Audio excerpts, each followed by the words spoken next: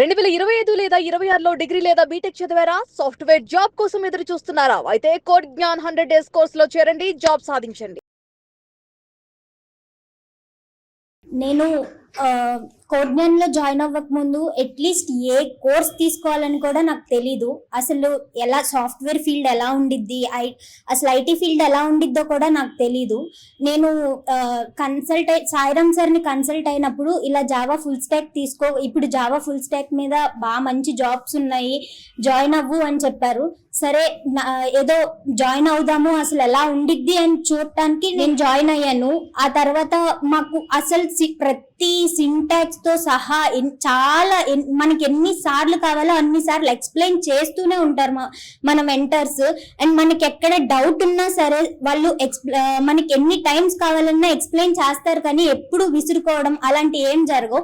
ప్రతి ఇన్స్టిట్యూట్ లో దగ్గర ఒక క్లాస్ కి 100 మెంబర్స్ ఆఫ్ స్టూడెంట్స్ ఉంటారు, కానీ కోడ్‌జ్ఞాన్ లో మనకి 30 మెంబర్సే ఉంటారు. కాబట్టి మనకి ఎక్కడ డౌట్ వచ్చినా సరే వాళ్ళు దగ్గరికి పిలిచి మరీ ఎక్స్ప్లెయిన్ చేయడానికి ఉండిద్ది. అండ్ మనకి 30 మెంబర్సే ఉంటారు కాబట్టి మనం ఈజీగా హ్యాండ్ రైజ్ చేయొచ్చు, మాకు పలానా దగ్గర డౌట్ ఉంది అని. అదే 100 మెంబర్స్ ఆఫ్ స్టూడెంట్స్ లో మనం హ్యాండ్ రైజ్ చేయాలంటే చాలా ఇబ్బందిగా ఫీల్ అవుతాము. నాకైతే కోడ్‌జ్ఞాన్ చాలా హెల్ప్ అయింది ఈ జాబ్ క్రాక్ చేయడానికి. వాళ్ళు ఏ అయితే ఇంపార్టెంట్ క్వశ్చన్స్ ఇవి అడుగుతారు అని చెప్పారో, నన్ను ఇంటర్వ్యూలో మ్యాథ్స్ అవే క్వశ్చన్స్ అడిగారు. వాళ్ళు ప్రాజెక్ట్ చేపించేటప్పుడు కూడా పిన్ టు పిన్ ఎక్స్ప్లెయిన్ చేస్తారు అండ్ హ్యాండ్స్ ఆన్ ఎక్స్పీరియన్స్ తో చేపిస్తారు. ప్రతిదీ మనం టైప్ చేసి మనకి ఎర్రర్ వచ్చినా సరే మొత్తం రెక్టిఫికేషన్ అంతా మనతోనే చేపిస్తారు. సో నాకు కోడ్‌జ్ఞాన్ చాలా హెల్ప్ అయింది ఈ జాబ్ క్రాక్ చేయడం. నాకు ఎక్సెంచర్ లో వచ్చింది 6.2 LPA. సో నా క్వశ్చన్ వచ్చేసి, మీరు ఇంటర్వ్యూ ఎలా క్రాక్ చేశారు? అంటే ఇంటర్వ్యూ ఫియర్ ఉంటుంది కదా, అది ఎలా ఓవర్కమ్ చేశారు?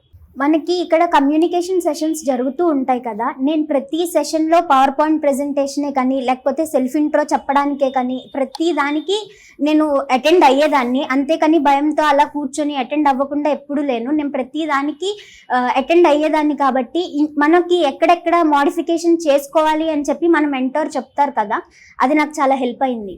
సో మీరు ఇంటర్వ్యూకి వెళ్ళినప్పుడు అక్కడ హెచ్ఆర్ అడిగిన క్వశ్చన్స్ ఏంటి? అంటే స్కిల్స్ మీద అడిగారా, లేకపోతే కోడింగ్ మీద అడిగారా, లేకపోతే సంథింగ్ ఏమన్నా మీ యొక్క ఏమైనా స్కిల్స్ కానీ ఇంటర్న్షిప్స్ కానీ అలా ఏమైనా అడిగారా? దాంట్లో నన్నైతే ఎక్కువ ప్రాజెక్ట్స్ అడిగారు. నేను బీటెక్లో ఏ ప్రాజెక్ట్ అయితే చేశానో అదొకటి పెట్టాను. అండ్ కోడ్‌జ్ఞాన్లో కూడా మన ప్రాజెక్ట్ చేపిస్తారు కదా, మనం ఏదైతే ప్లాట్ఫామ్ తీసుకుంటామో దాని మీద చేసిన ప్రాజెక్ట్స్ మీద చాలా డెప్త్గా అడిగారు, పిన్ టు పిన్ అడిగారు. అండ్ ఒక దగ్గర అయితే కోడ్ కూడా అంటే మీరు ఎలా ఎగ్జిక్యూట్ చేశారు అని కోడ్ కూడా రాసి చూపిమన్నారు, దానికి ఎలా రాశారు అని చెప్పి. సో మీరు కోడ్ గురించి అడిగారని చెప్పారు కదా, వాళ్ళు ఇన్స్టెంట్గా అక్కడ మీకు ఒక క్వశ్చన్ ఇచ్చి రాయమని చెప్పారా? లైక్ కోడ్ రాయమని చెప్పారా? లేదు, ప్రాజెక్ట్ మీదే మనం ఏ కండిషన్ మీద ఇది వర్క్ అవుతుంది అని చెప్పి దానిలో కోడ్ రాయమని చెప్పారు ఒక పార్ట్. అంటే మీరు ప్రాజెక్ట్స్ అడిగినప్పుడు అంటే మనం ఎలా ఎక్స్ప్లెయిన్ చేస్తే వాళ్ళకి బాగా అర్థమవుతుంది? అంటే ఇప్పుడు మనం ప్రతిదీ పిన్ టు పిన్ ఎక్స్ప్లెయిన్ చేయాలి. అంటే ఇక్కడ ఇది రాస్తే దీనివల్ల యూజ్ ఏంటి, ఇక్కడ క్లిక్ చేస్తే మనం ఏ పోర్టల్లోకి వెళ్తాము, అది ఎగ్జిక్యూట్ అవ్వడం వల్ల మనకి ఎంత యాక్యురసీ వచ్చింది, ప్రీవియస్గా ఈ ప్రాజెక్ట్ డెవలప్ చేయడానికి ప్రీవియస్గా ఏమేం మోడల్స్ వాడారు, ఇప్పుడు నువ్వు కొత్తగా ఏమేం మోడల్స్ ఇంప్లిమెంట్ చేసి యూజ్ చేస్తున్నావు, వీటి వల్ల యాక్యురసీ ఎంత వచ్చింది, ప్రీవియస్గా యూజ్ చేసిన మోడల్స్ వల్ల ఎంత యాక్యురసీ వచ్చింది, రెండింటికి డిఫరెన్స్ ఏంటి, ఇవి యూజ్ చేయడం వల్ల కొత్తగా ఏం మోడిఫై అయింది, స్పీడ్ పెరిగిందా లేకపోతే యాక్యురసీ పెరిగిందా, ఇలాంటివి అలా ఎక్స్ప్లెయిన్ చేస్తే బాగుంటుంది.